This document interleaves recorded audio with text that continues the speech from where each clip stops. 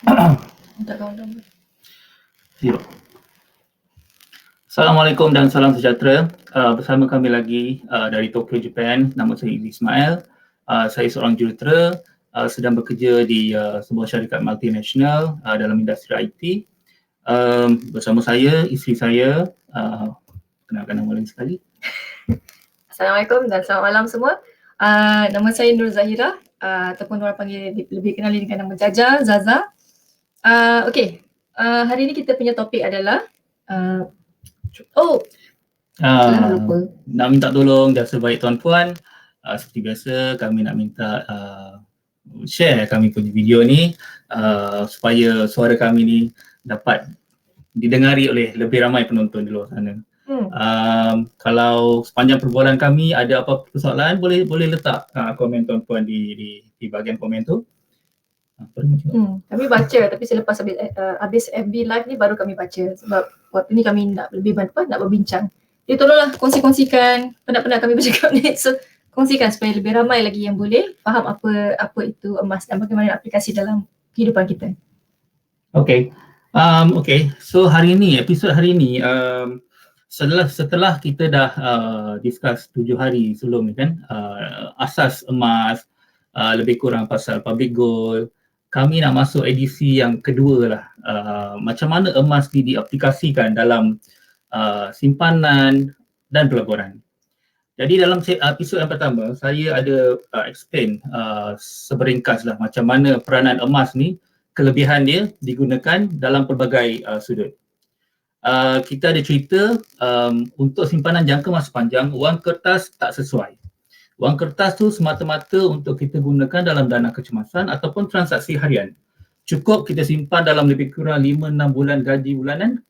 Selebihnya kita letakkan dalam instrumen pelaburan yang lain. Salah satu daripada ini adalah emas.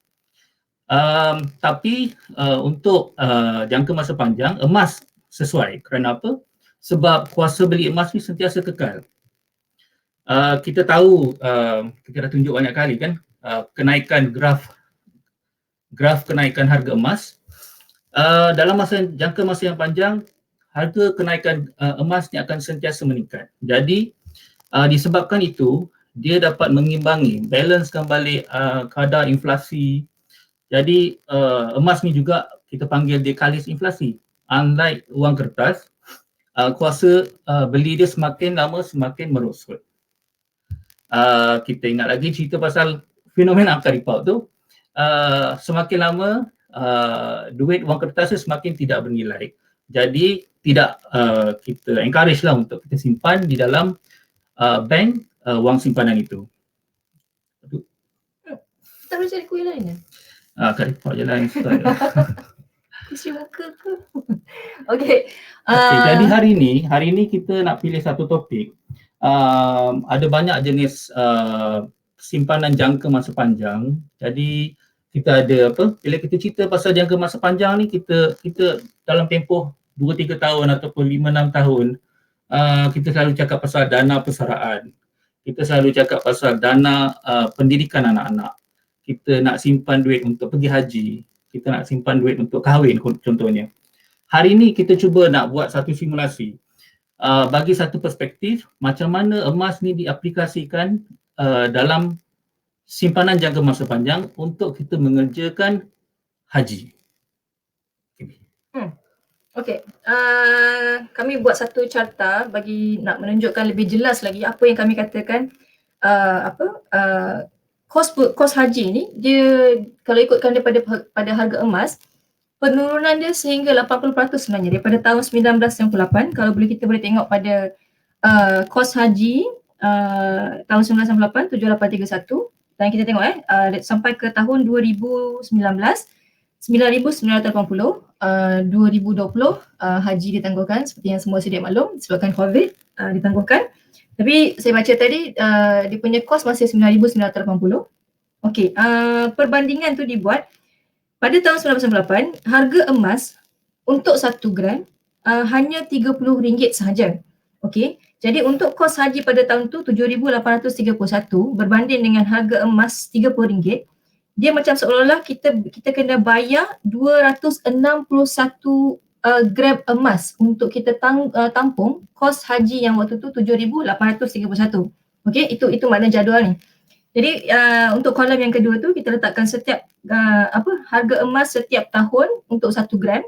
Jadi bila untuk tahun contohnya 2003 tahun jadi 9,445 kos haji dibagikan dengan RM42 waktu tu untuk harga 1 gram emas. Jadi untuk kita pergi haji waktu tahun 2003 tu kita perlu mengeluarkan 225 gram emas. Okey. Dan kita boleh lihat penurunan itu yang saya kata tadi 80% daripada tahun 1998 tu sehinggalah tahun 2019 untuk kos pergi haji 9980 tu emas yang patut kita keluarkan untuk menampung kos haji pada tahun 2019 hanya tinggal 53 gram sahaja sebab harga emas pada waktu itu 190. Okey. Kalau ikutkan maksudnya, kalau kata sesiapa yang menyimpan emas, yang membeli emas pada tahun 1998 untuk dia pergi haji pada tahun 2019, dia hanya memerlukan 53 gram emas saja. Ini disebabkan oleh harga emas yang semakin meningkat. Jadi bila harga emas semakin meningkat, dia hanya memerlukan kita mengeluarkan hanya sikit saja jumlah emas, gram emas berbanding dengan tahun 1998. Okey, itu yang dikatakan penurunan emas, penurunan kos haji bila kita membayar dengan emas. Okey.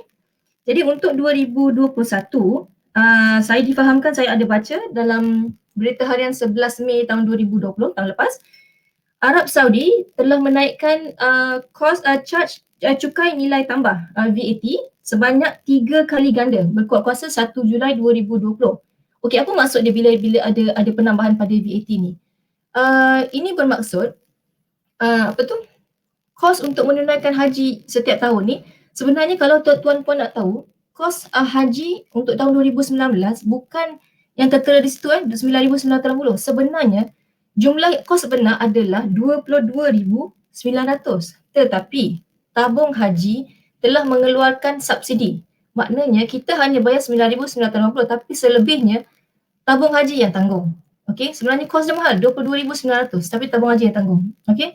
Jadi bila kos kita ni sebenarnya bergantung kepada kerajaan Arab Saudi. Okey, kalau kerajaan Arab Saudi kata cukai nak naik ataupun ada apa-apa yang dinaikkan, jadi kos untuk pergi haji bagi rakyat Malaysia juga akan bertambah sebab kos kita untuk pergi haji bergantung kepada kerajaan Arab Saudi. Jadi tahun lepas, macam saya cakap tadi, bila ada cukai nilai tambah dinaikkan sebanyak 3 kali ganda ya, maknanya sama ada tabung haji sama ada dia akan keluarkan subsidi lagi lebih untuk tanggung kos tu ataupun kos untuk menunaikan haji tahun 2021 akan dinaikkan. Okey. Kenapa kerajaan Arab Saudi naikkan? Seperti yang kita sedia maklum, tahun lepas ada krisis ekonomi disebabkan oleh COVID. Jadi mereka terpaksa naikkan sebab harga minyak semua makin rendah, makin ada penjualan minyak semua tu. Jadi mereka terpaksa buat benda tu dan malangnya akan memberi kesan kepada kita sebagai umat Islam daripada Malaysia nak menunaikan haji. Okey. Okey. Okey, kami sarankan bila kita lihat kat sini kami sarankan sebenarnya untuk kita pergi haji, sebaiknya kalau tengok kat sini, kalau kita boleh kumpulkan dalam 50 gram emas. Kan kita tulis tu 42 gram kan? Sekarang 2021, 42 gram nilai emas yang perlu kita simpan 42 gram lebih kurang. Ikut harga hari ini, 1 gram emas bersamaan dengan RM240. Jadi katakanlah kita ambil harga menunaikan haji masih kekal 9,980, bermakna kita hanya memerlukan 42 gram emas sahaja untuk kita tunaikan haji pada tahun ni. Jadi kami sarankan janganlah ambil genak-genak 42 gram emas tu. Kita lebih-lebihkanlah kau nak shopping kurma ke, nak pergi beli jubah ke apa ke, nak pergi tengok kambing ke unta ke. Jadi kita lebihkan dalam 50 gram emas. Okey, kita sarankan simpan 50 gram emas. Jadi macam mana nak simpan 50 gram emas tu? Janganlah beli gedebuk 50 gram emas tu. Kita bagi-bagikan. Kita bagikanlah. Maknanya kita boleh cuba buat 1 bulan 1 gram ke. Kalau 1 bulan 1 gram, maknanya 1 bulan baru RM240. Lepas tu kita kali dengan 50. Maknanya dalam 4 tahun 2 bulan kita boleh dapat kumpulkan 50 gram emas tu. 1 tahun 12 bulan, 4 tahun 48 bulan.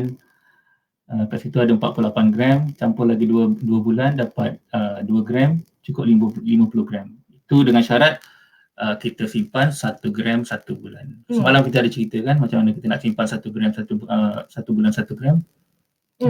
Itu pun yang kami cadangkan ini 50 gram ni itu hanya bergantung pada berdasarkan harga hari ni. Tapi dalam tempoh 4 tahun kemungkinan harga emas akan lagi naik. Jadi kemungkinan kita memerlukan 50 gram emas tu akan harga dia akan lebih, bukan lagi setakat 9,980, kemungkinan dia akan jadi 15,000, kita tak tahu. Jadi ada lebih dekat situ banyak. Silap hari bulan dengan 50 gram emas tu kita boleh pergi sendiri. Bukan lagi bergantung kepada tabung haji untuk bagi subsidi untuk kita pergi haji. Kita boleh ambil package sendiri untuk menunaikan haji. Tak perlu lagi bergantung kepada tabung haji. Mungkin. Okey, 50 gram 4 tahun 2 bulan. Itu kalau 1 bulan 1 gram 1 bulan. Seperti yang kami ceritakan, kawan-kawan kami yang kata nak 1 gram 1 bulan, kebanyakannya tidak. Kebanyakannya akan 1 bulan paling-paling 2 gram, 3 gram. Maknanya sila Ibran dalam masa 2 tahun kita dah ada 50 gram yang kita perlukan untuk pergi menunaikan haji. Sementara waktu COVID ni kan, keadaan masih belum tenang, ambil peluang ni untuk simpan 1 bulan 2 gram, 2 tahun lebih dah boleh pergi haji. Okey? Jangan takut nak menyimpan. Kita bukannya buang duit, kita menyimpan. Sama juga macam kita menyimpan wang di bank. Sekarang kita menyimpan dalam bentuk gram emas. Kita menyimpan dalam bentuk yang lebih baik. Perlu diingatkan kenapa kami kata emas ni lebih baik daripada kita simpan duit. Okey, macam Izzy cakap tadi lah, satu sebabkan inflasi. Satu lagi, bila kita simpan emas ni, kita lebih rasa macam bila kita dah beli kan satu-satu barang tu, emas tu dikira satu barang lah, satu harta kan. Kita jadi sayang nak jual, kita akan pegang benda tu 1 gram. Ataupun bila kita start mula kita simpan dalam akaun yang kami cerita semalam, Gold Accumulation Program tu, 1 gram. Bila dalam Gold Accumulation Program ni, daripada segi psikologinya, bila kita nampak bentuk dia adalah gram emas, kita jadi, kataan dia tamak lah kot, bunyi macam tak baik, tapi sebenarnya kita jadi tamak bila tengok ada pertambahan gram. Berbanding dengan kalau kita nampak benda tu dalam ringgit Malaysia, ada je benda nak beli. Bila nampak ada 10,000, tak apalah keluarkanlah sikit 2,000, tak apalah keluarkanlah sikit 5,000. Lama-lama 2 tahun apa pun tak ada, semua dah keluar. Jadi kalau bila dalam gram emas ni, saya tak tipu, memang hakikatnya bila dah nampak benda tu dalam bentuk gram emas, kita jadi semakin tamak, nak tambah, lagi seronok nak menambah. Jadi kemungkinan untuk kita bocor, duit simpanan kita bocor sangat-sangat rendah. Jadi itu adalah lebih baik daripada kita simpan dengan duit simpanan dengan tunai. Okey, macam saya cakap tadi, duit tunai kita simpan untuk wang kecemasan 6 bulan, selebihnya masukkan dalam emas, masukkan dalam pelaburan supaya dia lebih selamat, lebih berkembang. Okey? Okey. Itu saja untuk hari ini. Itu saja tak? Basically kita nampak kan macam mana emas tu makin lama makin sikit yang diperlukan untuk kita pergi ke haji, pergi menunaikan haji. Sama juga kita cuba nak cover lagi beberapa jenis simpanan jangka masa panjang selain daripada kos untuk pergi haji.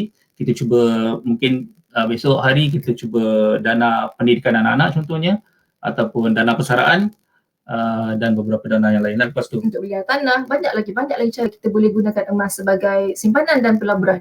Okey, 50 gram emas tu nampak macam banyak, tapi jangan fikir nak beli 50 gram emas. Kita fikir sikit kita simpan. Jadi simpan pula tu, simpan yang gram emas, kita pegang benda tu, kita kunci. Jadi dia susah nak bocor.